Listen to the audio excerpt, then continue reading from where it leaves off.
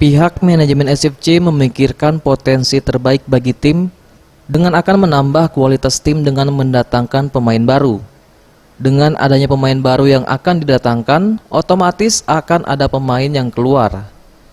Selain itu, dengan skuad yang ada sekarang di mana terdiri dari 30 pemain, dianggap terlalu gemuk untuk menghadapi lanjutan kompetisi yang berformat home turnamen.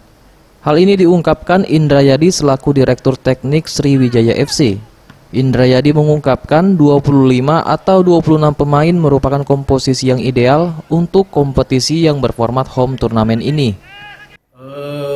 Manajemen tentu menyiapkan pemain-pemain yang secara kualitas berpotensi membuat tim ini menjadi lebih baik ya. Tentu penambahan itu menjadi penting buat kita.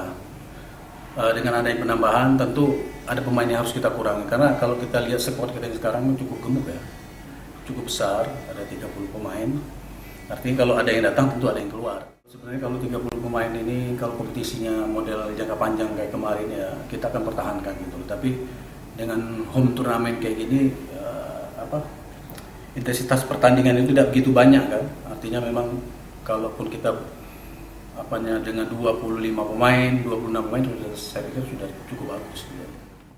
Adapun ketika ditanya mengenai rumor peminjaman Beto Gonçalves, Indrayadi membenarkan pihak manajemen sudah mengirimkan surat kepada pihak Madura United.